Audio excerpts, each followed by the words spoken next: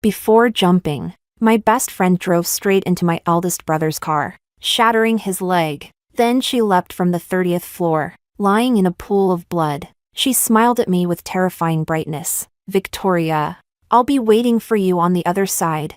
I knew she chose death to escape this world. That night, I bought myself a birthday cake and posted one final message in the family group chat: "I'm leaving." My second brother, the doctor, replied coldly with a single-digit 1. My third brother, the international superstar, sent a voice message filled with ridicule. "If you want to die, then hurry up. You're just jealous of Anna. If you really die today, I'll livestream myself eating shit."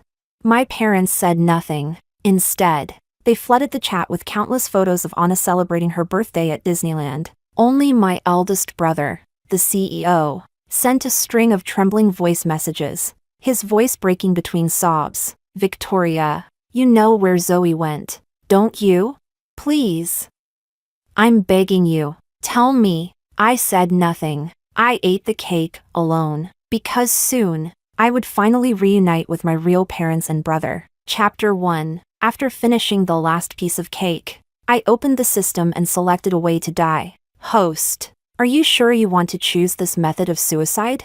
Death will be extremely painful. I suggest you reconsider. The system's mechanical voice echoed. I ignored it and clicked confirm. After everything was set, I finally had time to check my phone. The family group chat was still exploding with messages. It was Anna's 18th birthday. The family had thrown her a grand coming-of-age celebration. My second brother, the doctor, had canceled several surgeries and taken a full day off to accompany her. My third brother, the international superstar, postponed his entire national tour just to sing her a birthday song. Only my eldest brother, the CEO, was in the hospital, his leg broken in the accident caused by my best friend, and was now sending one voice message after another, full of regret. "Victoria, do you know where Zoe went? Please, tell me." I listened to a few, then turned the phone off. I threw the leftover cake into the trash and followed the system's instructions to the place where I would die. Beijing First People's Hospital. Just as I reached the entrance, my phone rang. "Victoria, what did you say to Anna? Why did she take sleeping pills to kill herself?" My third brother's furious roar pierced through the receiver. Expressionless, I held the phone, trying to recall how many times this had happened, how many times I had been accused and blamed, but I couldn't remember anymore. It had happened too many times to count. "Is she dead?" My voice was calm, detached. Before more insults could follow, I hung up. I walked alone into the hospital, found a quiet corner, and sat down to wait for the system's signal. But before I could breathe, a sharp slap landed across my face. "Victoria, you've gone too far." My second brother, Sam, still in his white coat, glared at me, fury blazing in his eyes. "I thought you were just spoiled, but now you've turned vicious.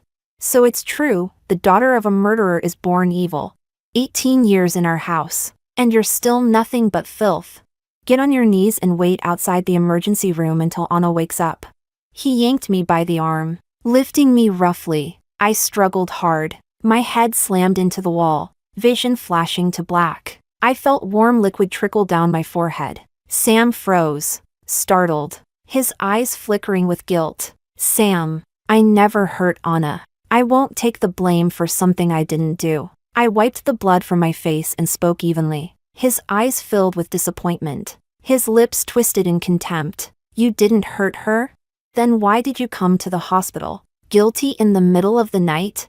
Don't tell me you're here for sightseeing." "I came to the hospital to kill myself." I pressed my lips together lightly, my tone almost serene. Chapter 2. The suicide method I chose in the system was to stop a violent incident at a hospital. Tonight, in this very place, a large-scale attack would occur. A man with a knife would slash 7 doctors, before leaping from the building to his own death. Among the victims was a female doctor, who specialized in women's health and cancer. Before her death, she had advocated for the reform of the speculum design, and developed medical-grade sanitary pads, a breakthrough that drastically reduced infection rates in women. In my world, my mother was dying of uterine cancer. So, The system found me. Now, my mission was clear. Before my life ended, I wanted to do something, anything, that could help women in this world. What I hadn't expected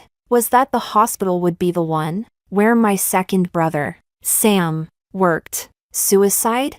Victoria, is this your new trick? Trying to gain pity by dying? Who taught you that? Was it your friend who jumped off the building? I'll tell you, she was insane. Just like you. You filthy disgrace. My third brother, Pablo, stormed over from afar, waving a tabloid headline about Zoe's death in my face. Fishmonger's wife kills herself from shame.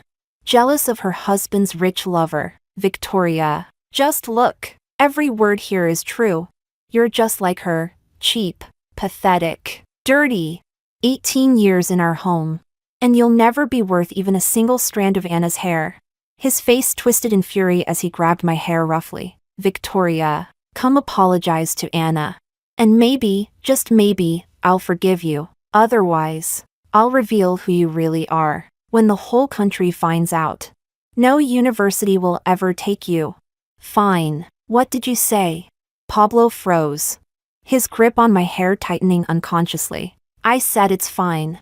I repeated softly. You know what that means? He stammered. No university will accept you.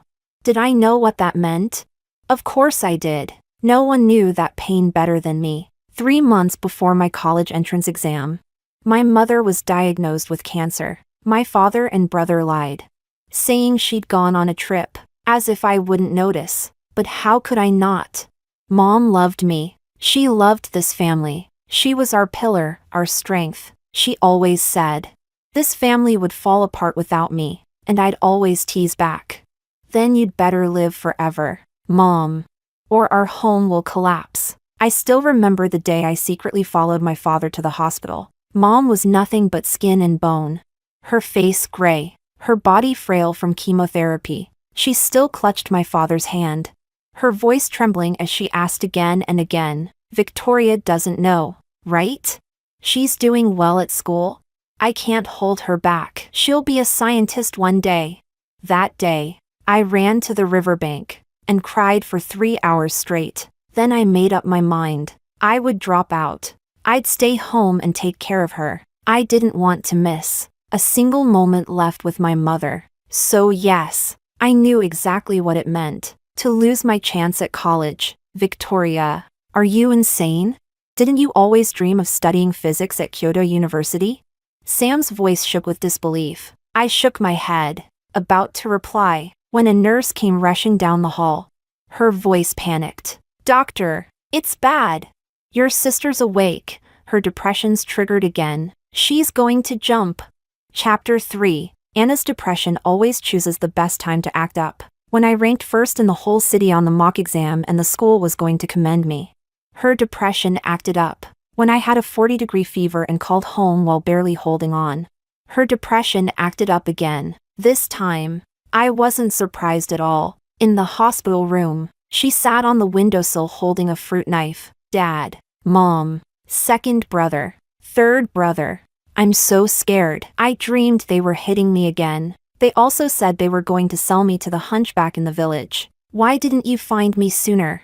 Tears streamed endlessly from her eyes. Anna's sorrowful cries moved everyone in the room. My father, a man seasoned in business, had red eyes as he coaxed her. Anna, put down the knife. Come to Daddy. You're home now. Whatever you want, Daddy will give you. My mother, the elegant socialite, was crying so hard she could hardly breathe. Anna, you're Mommy's precious baby. Mommy begs you. Please come down. Anna muttered to herself, the fruit knife grazing her wrist. But sister doesn't like me. She said I don't deserve to be Mom and Dad's child. That I don't deserve to be in this family. Then I might as well die. Crying loudly, Anna stared at me with aggrieved eyes. Victoria, did you really say that to Anna? Who gave you the courage? Third brother Pablo slapped me across the face and yanked my hair, dragging me in front of Anna. Anna, don't believe Victoria's words. You are the real daughter of this family. She's just a fake. Yes, Victoria isn't our daughter. Anna, you are. My mother cried as she hurriedly agreed. The tears in Anna's eyes finally stopped. She put down the knife and slowly climbed down from the window. Anna, be good.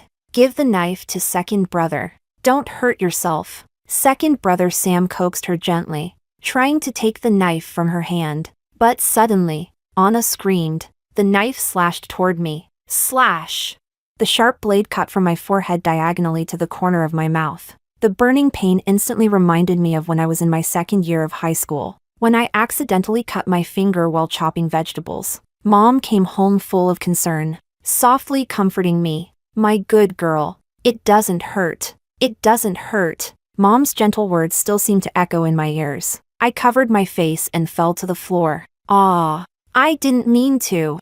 Sister, I'm sorry. I couldn't control myself. Anna cried pitifully, then fainted. The people in the room panicked, carrying her out in their arms. I lay on the cold floor, the wound throbbing with pain. Mom, I called out unconsciously, tears sliding down my cheeks. The salty tears ran across the knife wound, doubling the sting. I couldn't stop myself. The tears kept falling. When I first came to this world, I was a baby. I had been cautious, only wanting to complete my mission and cure my mother's illness. But later, this family treated me better and better.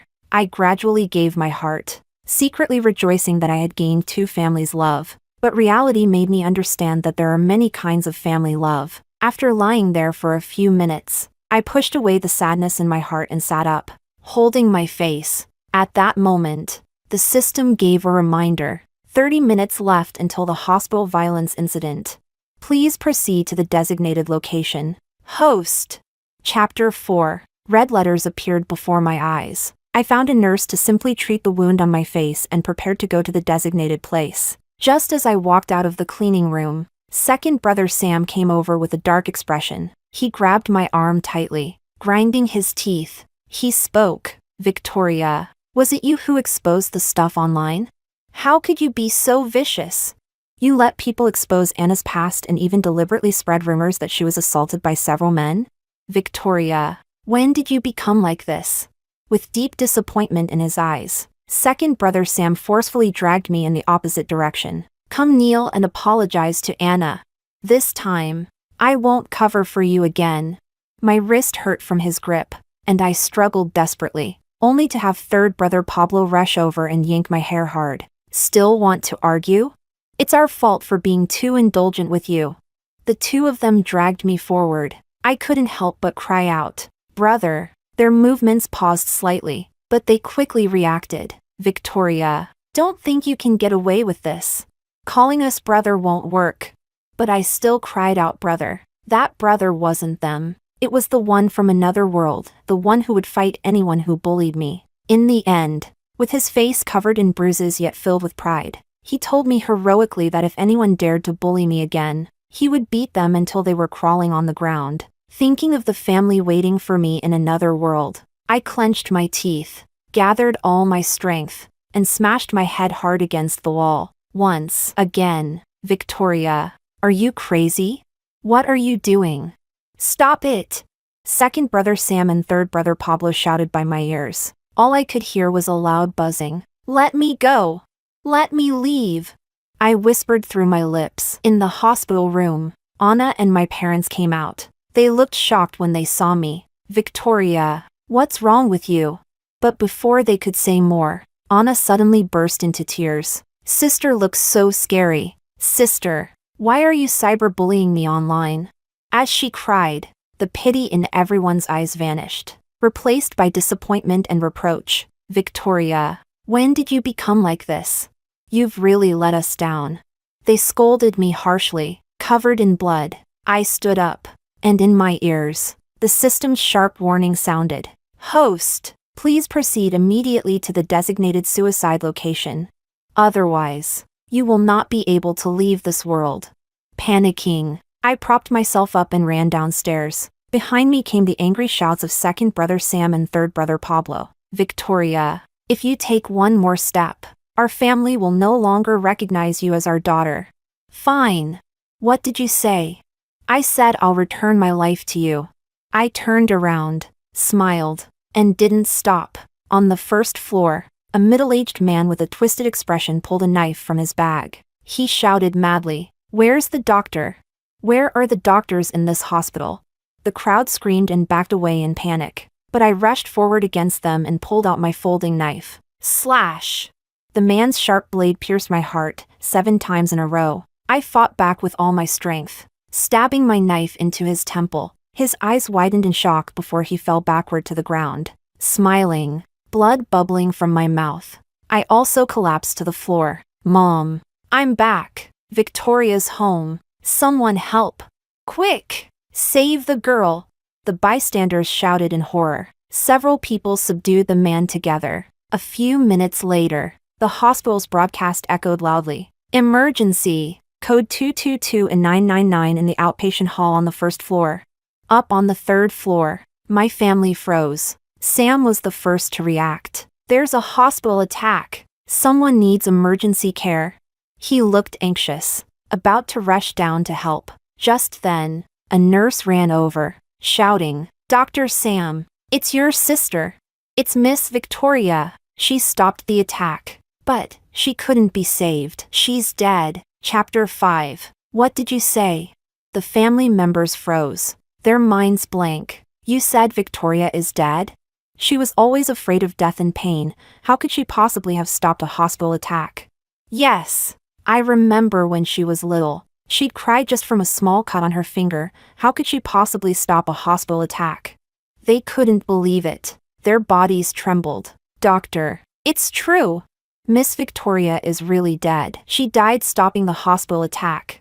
If you don't believe me, go see the security footage and Miss Victoria's body." The nurse's tone carried anger. She had thought the family would grieve and cry, but she hadn't expected this reaction. Casting a sidelong glance at Anna, who was being coddled and comforted by everyone, the nurse felt even more indignant and uneasy. They're all family. How could their hearts be so biased it's like an ocean apart? Fuming, she turned and walked away, saying nothing more. "Sam, did that nurse say Victoria is dead?" How is that possible?" Mother's eyes were vacant, tears streaming down. Sam's face was calm, though his mind buzzed loudly. This must be fake. Victoria must have staged this with the nurse on purpose. Pablo's face darkened, his fists creaking as he clenched them. She actually did this just to avoid apologizing. What a disgrace after all we've taught her. "Let's go home, we can't let her get away with this." Pablo suggested going home. The others didn't respond. They nodded in avoidance, but as they reached the first floor, they overheard a few people sighing. "What a pity. Such a young girl." Yeah, the situation was so dangerous. That man's knife looked terrifying.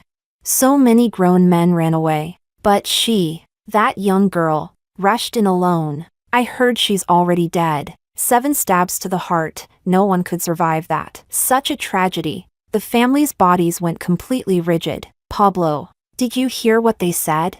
"They said it's true. A girl stopped the hospital attack and was stabbed 7 times. Mother's body went limp, collapsing against father's shoulder. "Sam, call and ask. Ask if that girl was really your sister." Father's stern brow trembled. Sam's fingers shook as he took out his phone, just about to dial. Suddenly Anna's face turned pale, and she fainted. "Second brother, my head hurts so much. I don't want to stay in the hospital. Can we go home now?" "I feel awful. Let's go back." Sam didn't make the call. Gently, he held Anna. "All right, let's go home first." He spoke softly, putting his phone away. "Mom, Dad, I don't think the girl who stopped the attack could have been Victoria. Heroic sacrifice just isn't in her genes. Let's just take Anna home to rest." Deliberately ignoring the panic in his chest, Sam wrapped an arm around Anna and led her away. At that moment, Pablo's phone suddenly rang. "Big brother, what are you talking about? What do you mean leaving the world? What mission?" "Zoe jumped off the building herself. She's already dead." "Victoria's from another world too?" "Big brother, what nonsense are you spouting? Victoria isn't dead.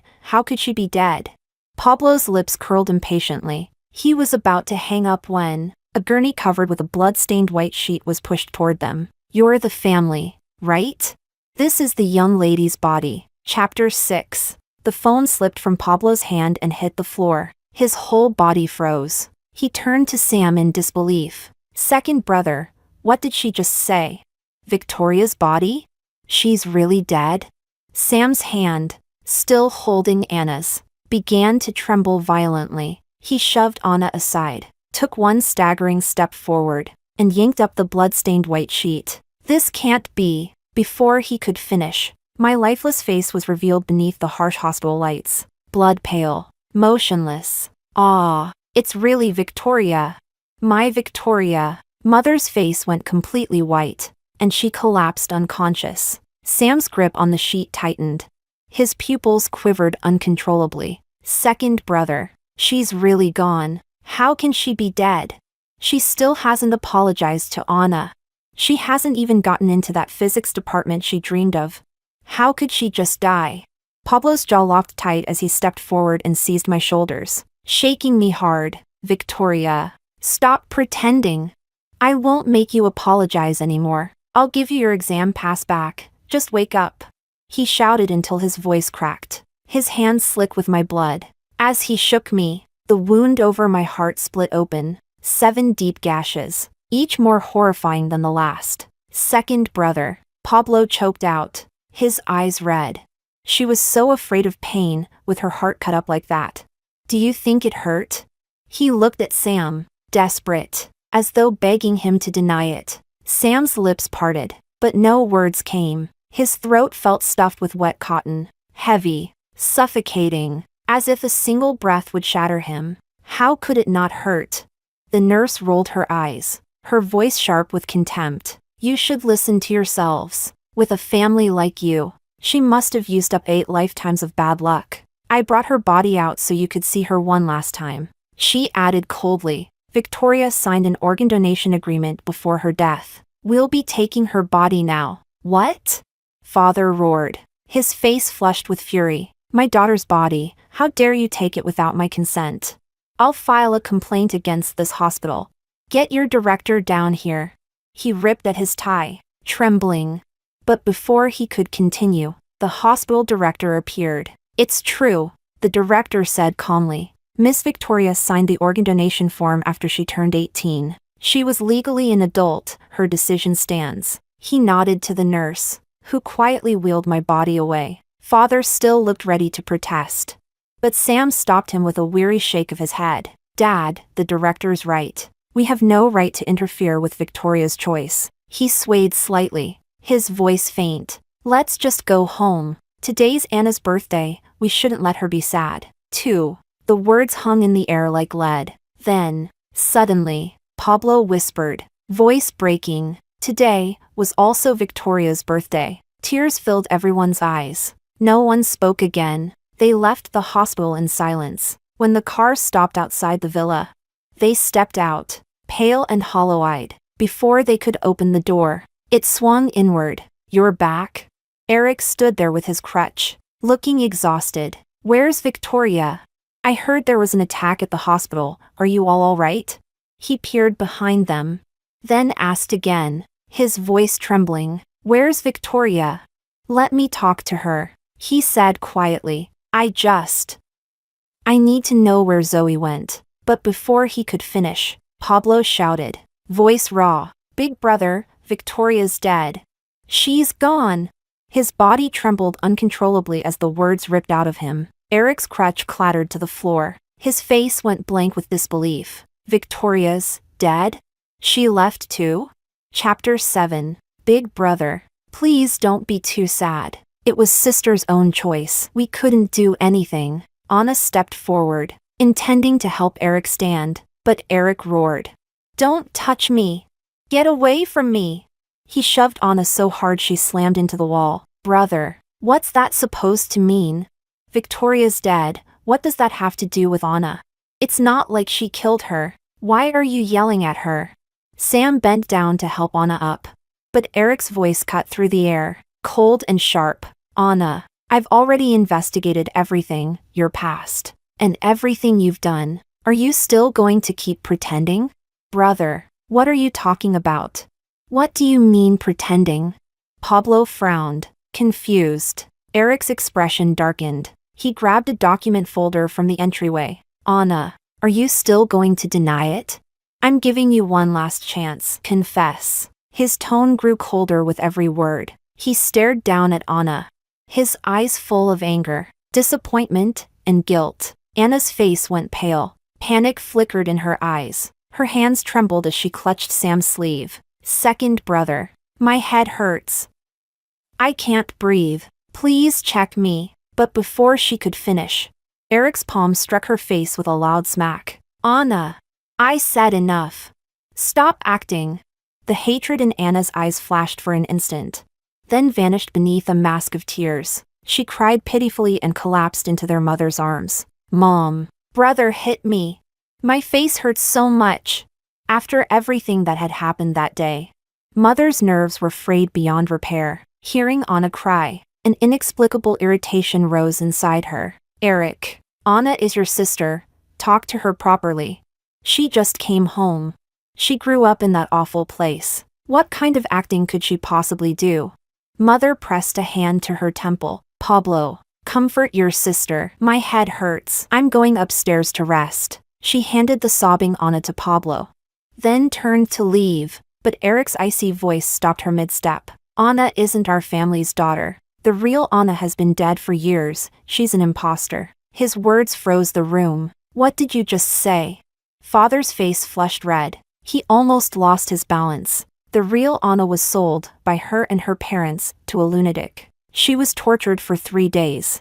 And when she couldn't bear it anymore, she swallowed rat poison. The truth detonated in their ears like a bomb. Everyone went pale. She's a complete fraud. Eric continued bitterly. Everything she accused Victoria of, it was all lies.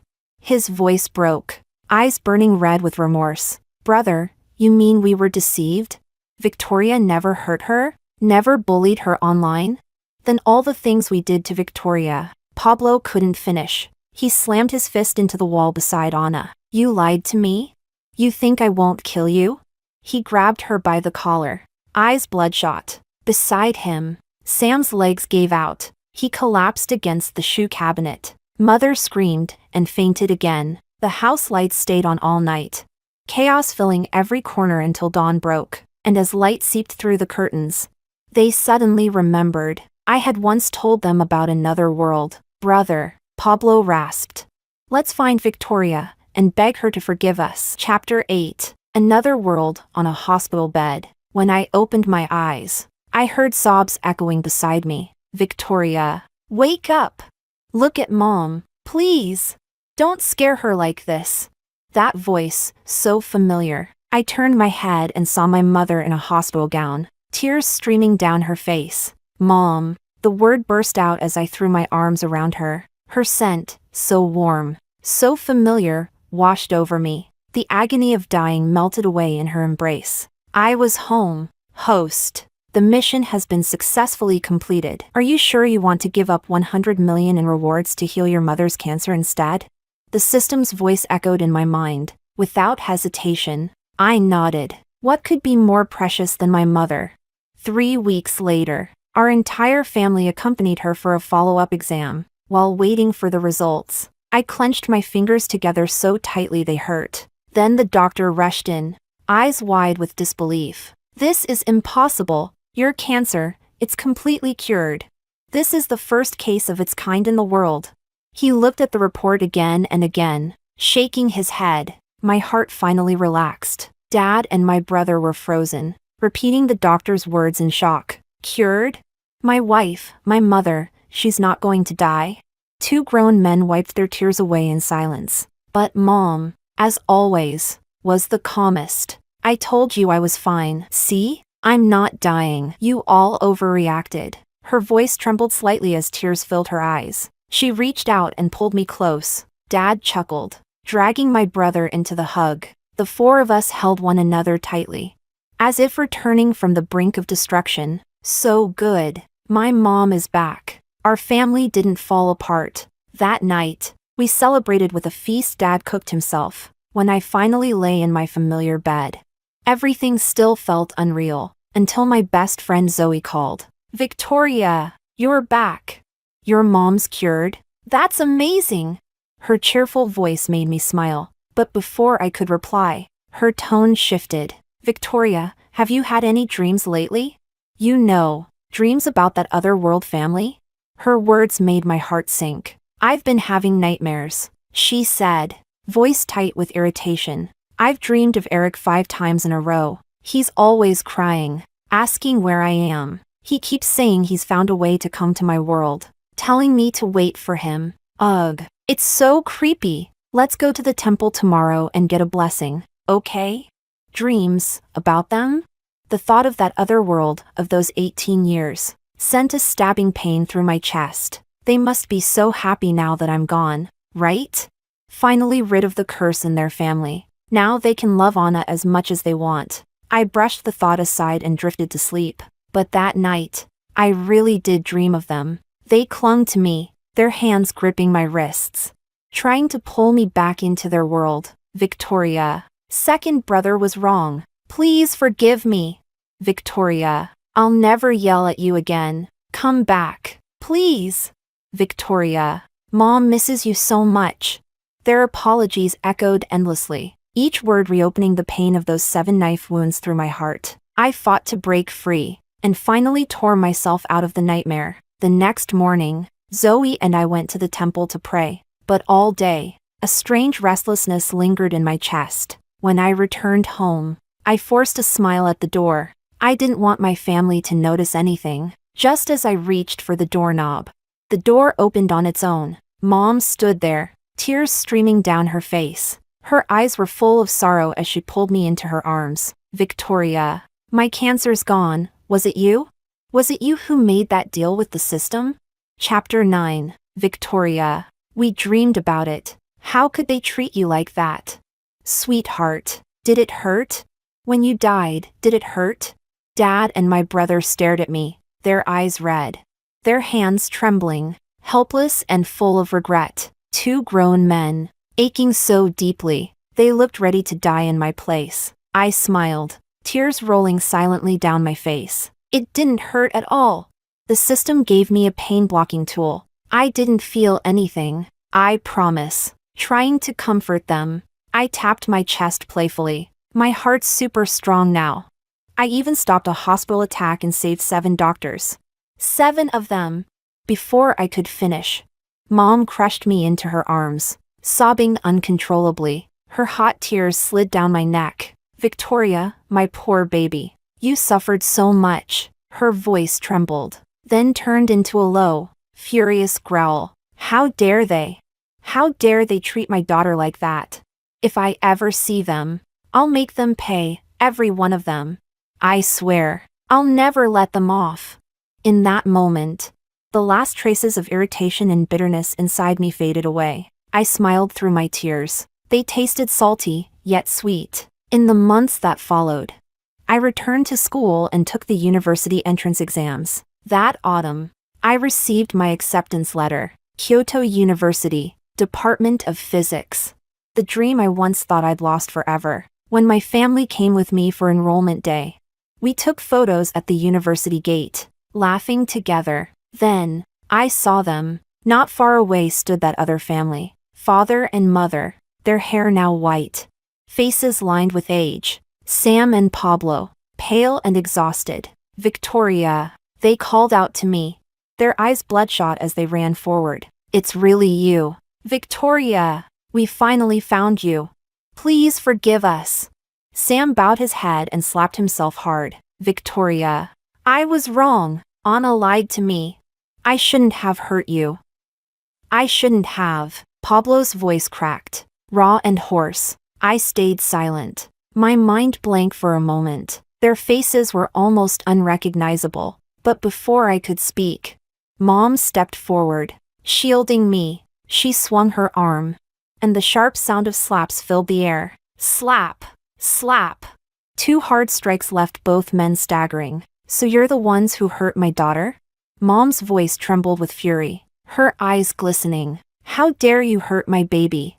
Cursing under her breath, she handed her purse to Dad, then took off her heels and hurled them at the men. Father and mother flinched in shock. Sam and Pablo said nothing, just stood there, bowing. apologizing again and again. After several minutes, Mom was out of breath. She pressed a hand to her chest, taking deep gulps of air. Victoria, let's go. Today's your first day of college. We haven't even finished touring the campus yet.